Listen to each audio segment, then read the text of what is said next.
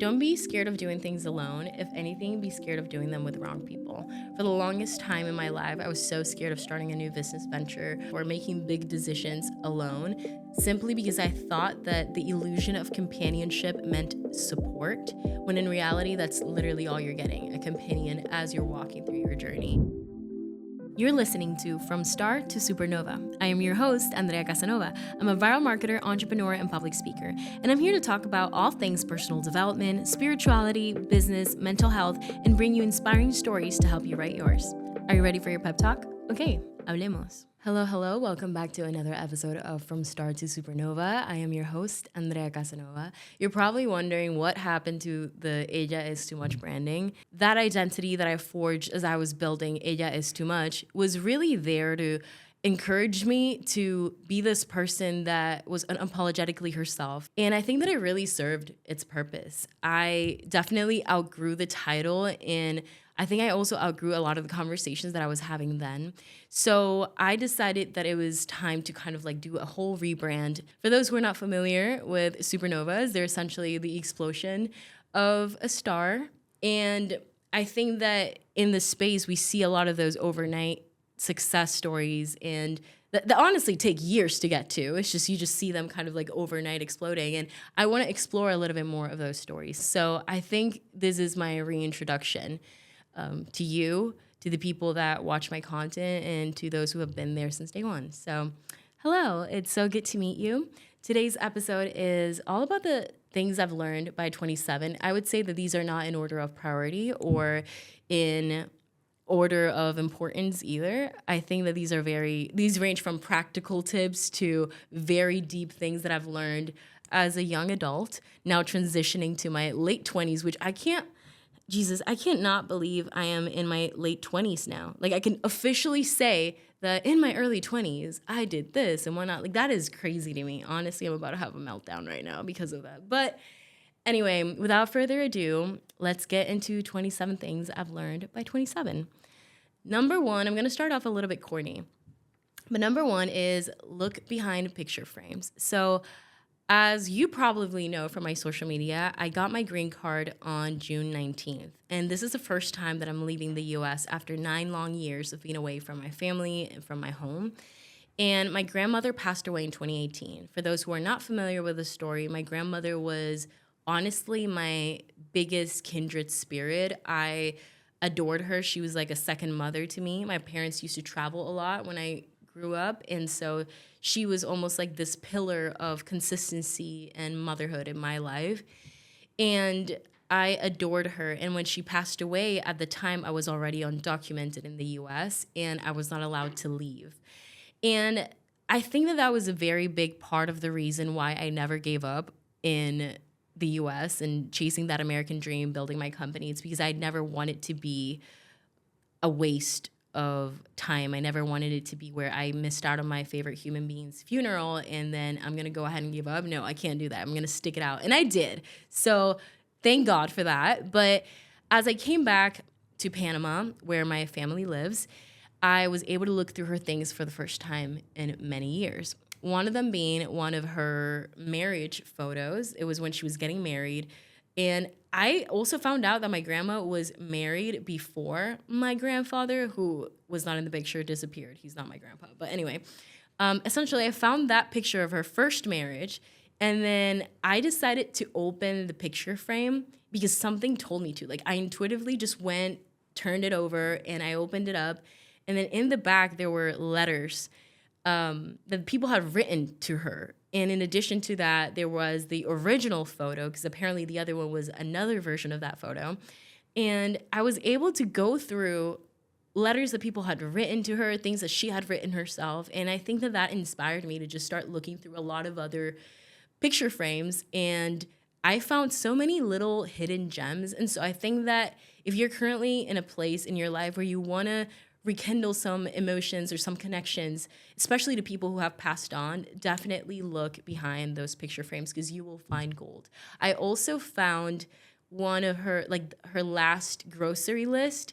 And it's funny how things that seem mundane in the moment, after the person's gone or after you've kind of like transitioned to a new era of your life, it mean a lot more than it used to when you had it. So I think that's going to be my next tattoo, is just a grocery list that she left in one of her books.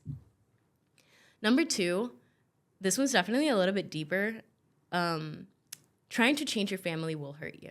I think I spent so much time in my early 20s, in my mid 20s, trying to change my mom and my dad in a lot of the habits that they had, especially when it came to money and finances and stuff like that. And I think that I really wasted my time, because the truth is that we're never going to be able to do things on behalf of other people unless we're quite literally managing their finances, which is also something that I'm not necessarily down to do. I love my parents, and I think that, they're human beings as well, and they're experimenting life for the first time as well. So I don't judge them for a lot of the decisions that were made, especially as they were growing up, raising kids in a completely different world. But I definitely think that there were core behaviors or things that I would have definitely wanted them to do differently. And I think that I spent so long trying to change that. And I was so frustrated with myself because I almost made it personal. I almost thought, what is it about me that it's not worth you changing this behavior or this certain way that you relate to me or this dynamic? When I realized that honestly, everyone's just battling themselves and it has nothing to do with me. So if you're currently in a toxic relationship with your family members, or you're right now holding on to very non-aligned dynamics, stop trying to change them. Just try to change how you engage with them, how you react to them, and how you relate to them. I think that sometimes we forget that relationships are not just relationships with one another, but actually who I am in relation to you and who you are in relation to me. And I think that when we kind of look at it from that perspective, we're able to set better boundaries and also have a better relationship overall.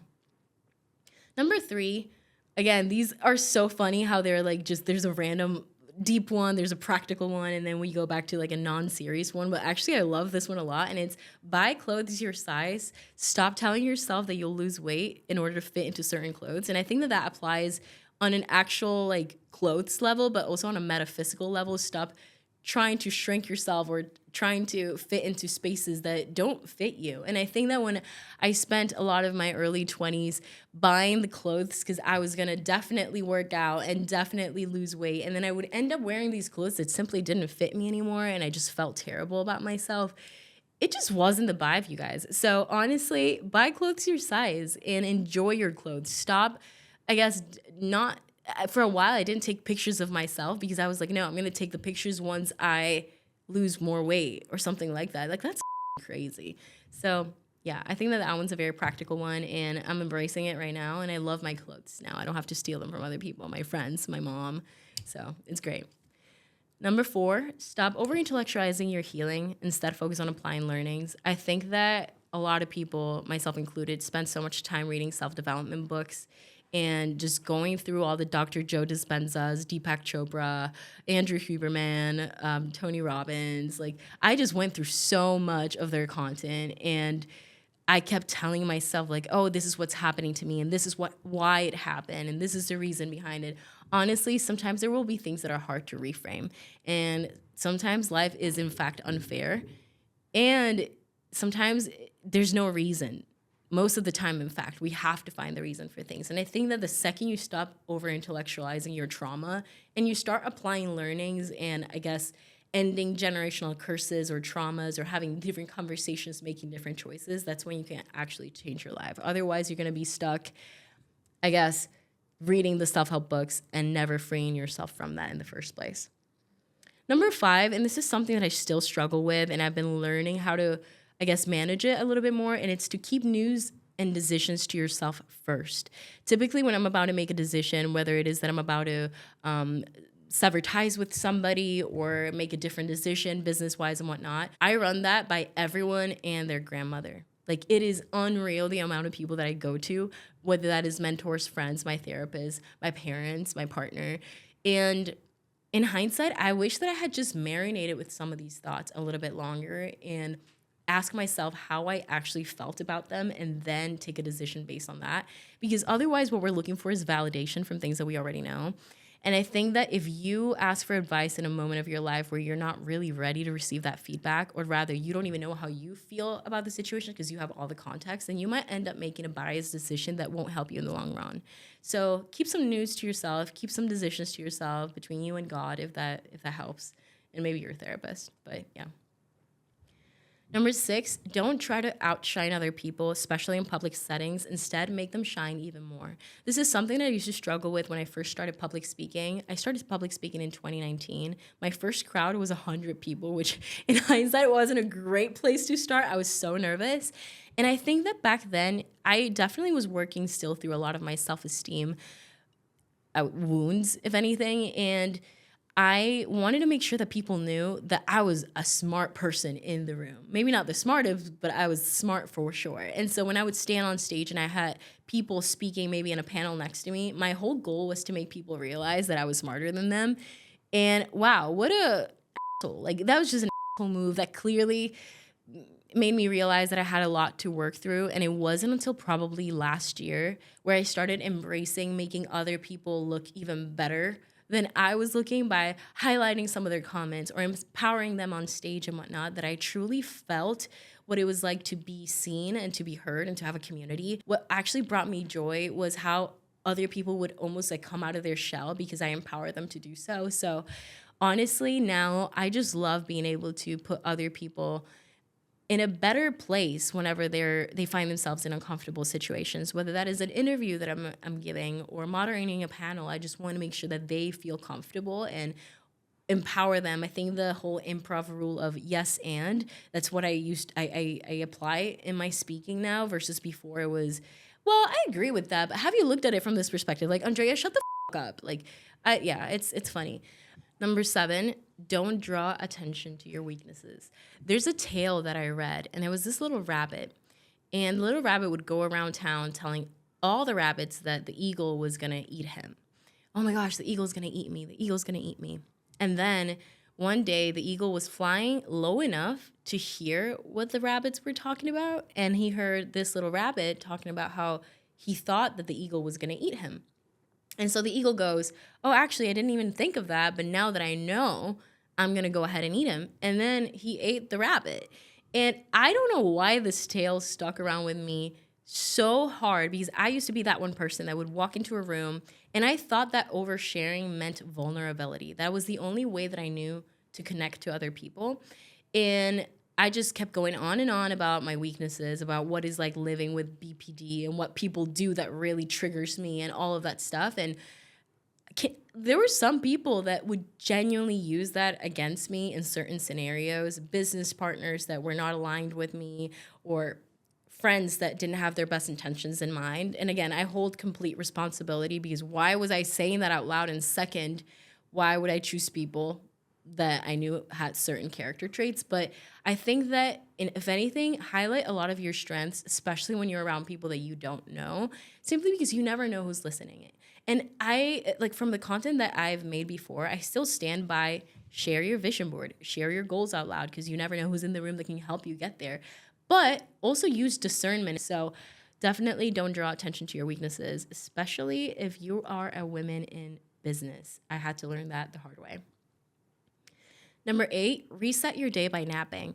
Whenever I have a bad day, I just go to sleep. And I know that not everyone has the privilege to do that, but if you're able to get in some little micro nap, whether that is 10 minutes, or maybe that's a meditation or non-sleep deep rest, try to get in some sleep. Try to reset your nervous system by doing something that puts you in a completely different state. I also really like box breathing and 4-7-8. So inhaling for 4, holding for 7, exhaling for 8. Those are really easy ways for you to actually reset your nervous system.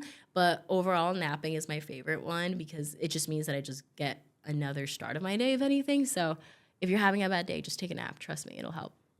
Number 9, just because your health exams come out normal does not mean that they're ideal. You have to advocate for yourself.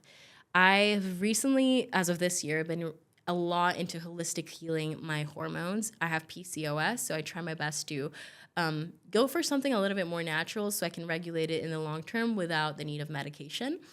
And You have no idea how many times I've walked into a doctor's office and just gotten the typical, well, your exams look normal, it's great, you're within the normal range, but that doesn't necessarily mean that that's enough for your body. So definitely advocate for yourself.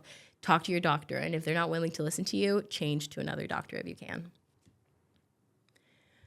Number 10, don't be scared of doing things alone. If anything, be scared of doing them with wrong people. For the longest time in my life, I was so scared of starting a new business venture or doing a trip by myself or making big decisions alone, simply because I thought that the illusion of companionship meant support, when in reality, that's literally all you're getting, a companion as you're walking through your journey. And in reality, we're all responsible for our own well being and our own decisions and the way that we forge our futures. So, what you're looking at is the illusion of control. In reality, when we want someone next to us to like do something with us, what we're really hoping that they do is that they intervene in case we can't, that they support in moments we can't. And that really just comes down to the illusion of control. So when I started letting go of that, I started growing a lot faster in my career. And now it's almost to the point that I'm on the opposite extreme where I don't necessarily adore doing things with other people. I love being a solopreneur, except for my small team. And it's something that I'm working on changing definitely this year, a lot more open to collaboration, but at least I'm not scared of doing just things on my own or kickstarting things on my own. Number 11, get comfortable with the shades of gray. I think that especially with someone that struggles with borderline, which if you're not familiar with borderline is essentially the inability to self-regulate emotions. And also quite literally, you're always at the edge of a mental breakdown because your emotions are so intense. I think that there is something about black and white thinking that does come very easy to me. There's something called splitting. When you split is typically a switch that just goes off on your brain where you're able to go from 0 to 100 real quick. And that to me translates to villainizing people super easily in the past, or villainizing a situation really fast, or putting them on a pedestal of anything. And so I think that as of the past 4 years, where I now self-regulate and I feel a lot more stable than I used to, a very big problem was the inability to just see other people in shades of gray. I immediately thought in the past, if you set a boundary, I thought that you were no longer my friend, or that you didn't like me anymore, that you didn't love me anymore. And I think that when I started working through the splitting and when I started working through that black and white thinking, all of my relationships flourished. Like, I think I'm the happiest I've ever been with all my friendships. And it's simply because I stopped seeing other people as black and white. Not literally, not literally. I genuinely mean that yeah. Okay. Number 12, ask for the discount. It might be embarrassing, but you'll most likely get the discount. And what that means is, I don't know why, but growing up, my dad was great at always getting a good deal on something. And I always thought of that as kind of cringy. But as I've started to grow up, especially in this inflation, in this recession, you guys, like, it is crazy that we're not asking for discounts more often. And I've started embodying that in every single store that I walk into, and they just give them to you. So just ask for the discount. It's crazy. Number 13, keep the receipt. And I think that this one works in many ways. Keep the receipt in case you have to return something, which happens very often.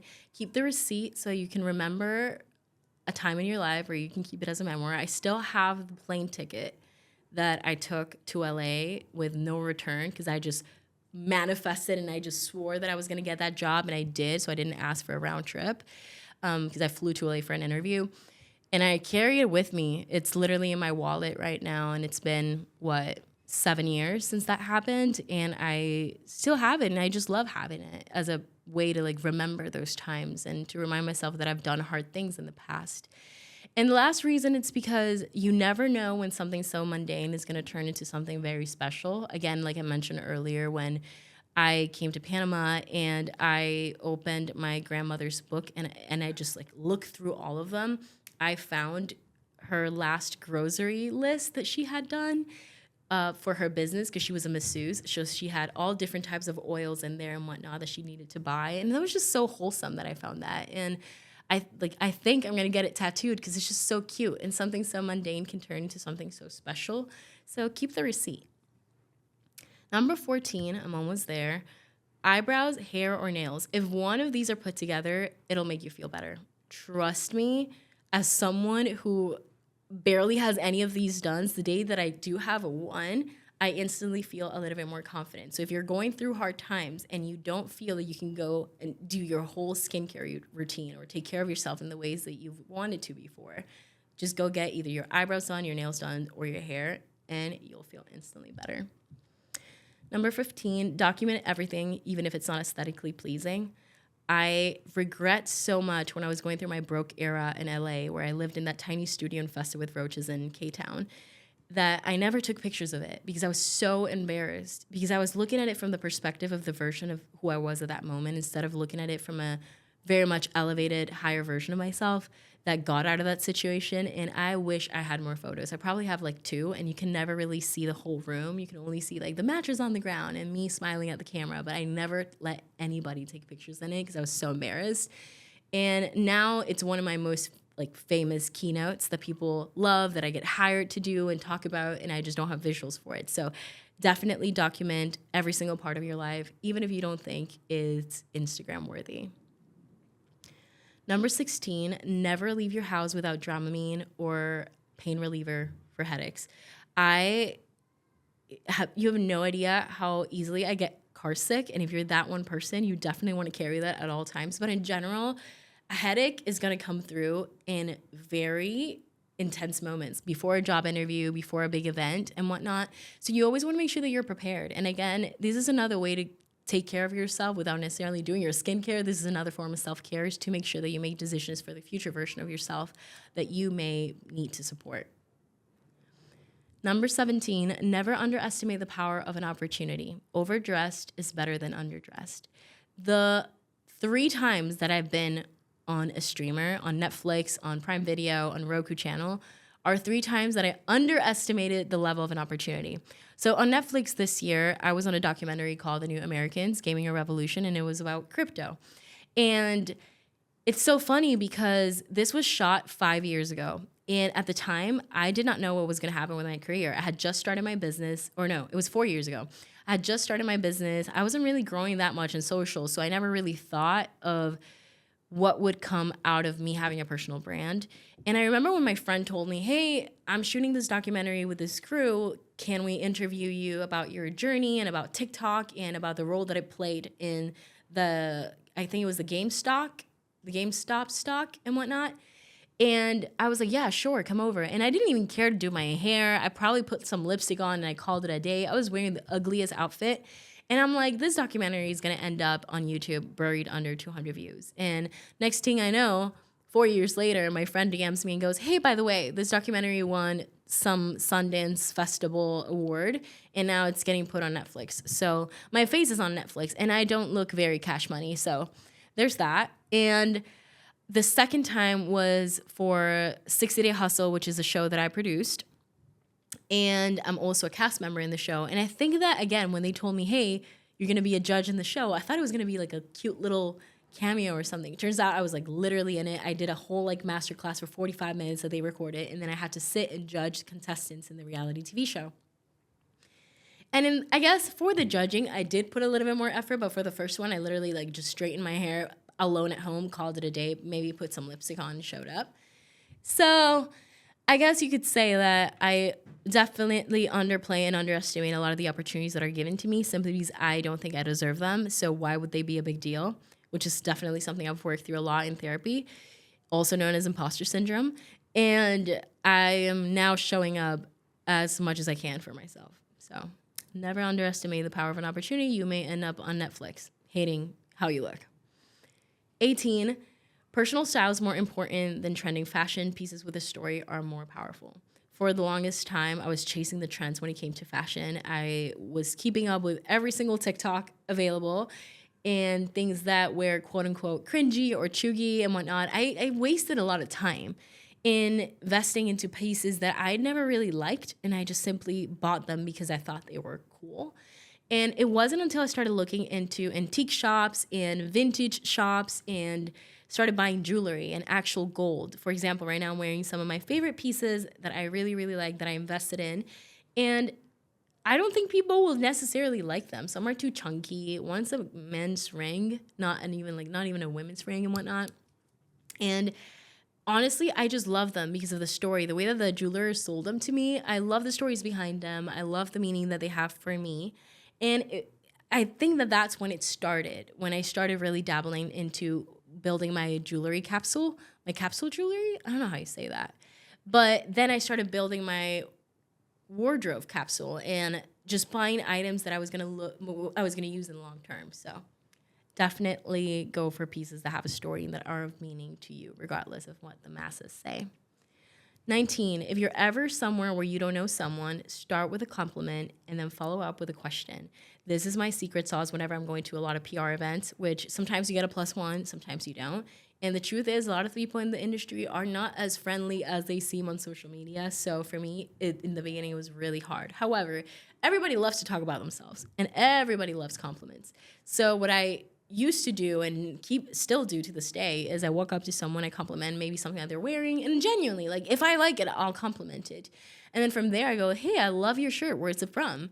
And then they probably answer and I'm like, oh, cool. So what's your name? What type of content do you do? And that sparks a whole conversation, and then I go one by one and connect with a lot of people. So if you're ever in a situation where you don't know anybody, now you know how.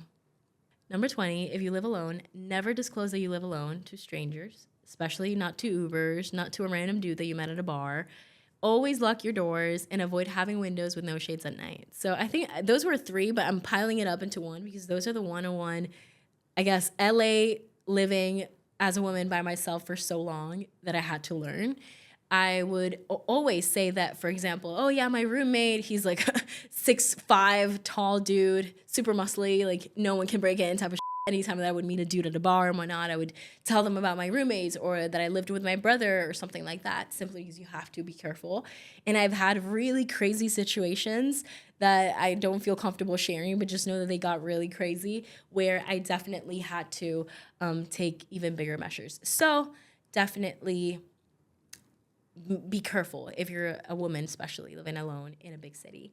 Which leads me to my next one, and it's 21, pay extra for security. Whether it is an Uber or paying someone to drop you off after a long night, always choose safety over saving money, because at the end of the day, it's going to be more expensive when you don't choose your safety. So that is something that I learned the hard way as well, and also something that I embody to this day, even to my friends. If I know that, for example, they're an entrepreneur, they're just starting out, maybe they don't want to be spending a lot in Ubers, and they're like, can I just take the train or the bus? I'm like, no, baby girl, I'm paying your Uber. Like, I want you to be safe. So definitely do that for yourself or for your friends. Number 22, have broke signature dishes that you can go to when times are rough. When I was broke, living in that studio, that whole era was awful for me. And I was just eating off of the McDonald's menu, literally the dollar menu. I would just freeze up a bunch of that and then just eat them whenever I got the chance, because I didn't even have time to cook because I was working all the time. And also I was in a lot of vices, a lot of like dark circles, and I didn't invest time into eating healthy. And that ended up impacting my health and my just lifestyle overall. So definitely it's a lot cheaper to eat healthy than you think, believe it or not. So definitely have a lot of broke signature dishes that you can go to whenever things are going hard. You can never go wrong with some spam and rice. 23, stick with a simple skincare routine. Y'all, when I was just using soap and when I was using Garnier products on my hair, that is when I look the best. The second I started applying all these products that I found on TikTok without the input of a dermatologist, my face went to shit, my hair went to shit, and I'm now starting to rebuild my looks, if anything, just because, dang, I started breaking out so much more often. My hair started falling out when I started using these expensive products. So honestly, I'm gonna stick with sulfates. Thank you. Number 24, preserve your friendships by actively asking if they can support you at this time. I think that sometimes we forget that our friends have their own problems and that they're not there to just support us 24/7. And what I used to do before, I would just call a friend on a random Tuesday. I was that one unemployed friend calling you on a random Tuesday, telling you about this thing that happened to me, or I was just starting to vent without even taking into consideration what my friends were going on, what was happening in my friend's life at that time. And that started ruining a lot of friendships on both ends. Sometimes it was the hammer, sometimes it was the nail. And when I started implementing this whole little checking of, hey, Michelle, do you have some emotional space to hear me out right now? Or would you rather talk later? Honestly, that opened up a lot more room in the friendship to be authentically ourselves, but also to hold more space for one another when we really needed it, versus when you're venting to someone and maybe they're not at the emotional capacity to hear you out. You might get them on a bad day and they might react in a way where it's not going to be beneficial to both of you. So that is something that I learned, and I definitely love doing so to this day. 25, invest in therapy and don't give up until you find the right tool. I was one of those lucky human beings that when it came to medication or when it came to therapists, I honestly got it on the first try, but that is not the case for a lot of my friends or for a lot of people.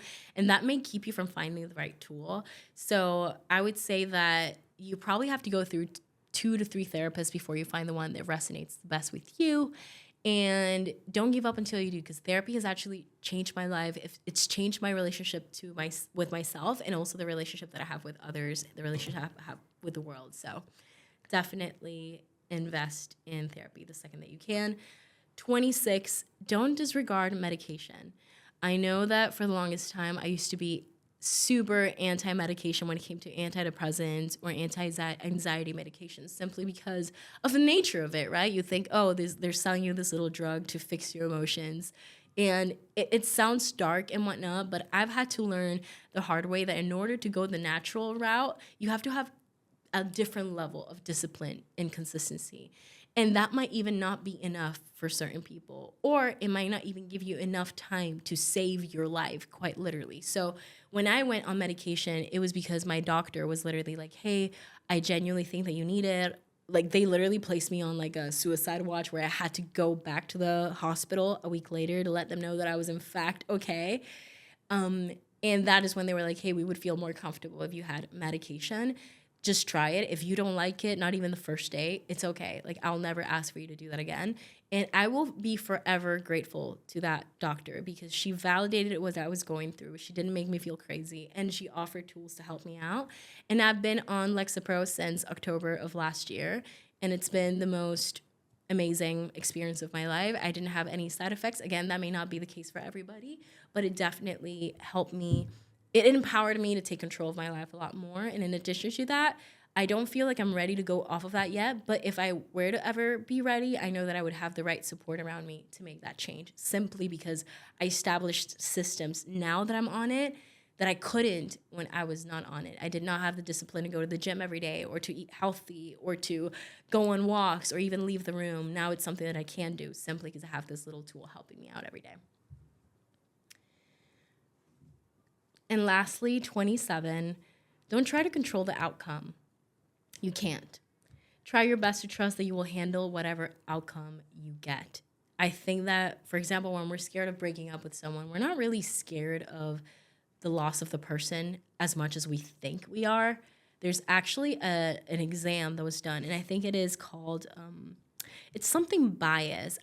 Pain bias or something like that. I think I talked about it in one of my episodes. And it was a study that was done to widows when they would lose a partner.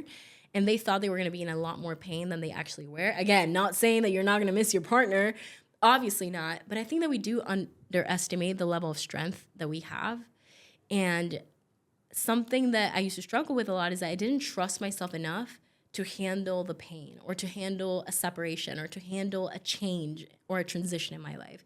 When I started just surrendering that and trusting that whatever outcome I get, I'm going to be able to handle that, that is when life started to change for me. That is when I was able to reframe a lot of the narratives that I carry to this day. So don't try to control it. Just surrender and trust that you will handle it. Whatever it is, that you will handle it. But anyway, I'm glad to be back. I'm so grateful for you. Again, I'm always at your service. Feel free to follow me at Andrea Casanova on Instagram, and let's have a conversation in my DMs. But I'll see you next time.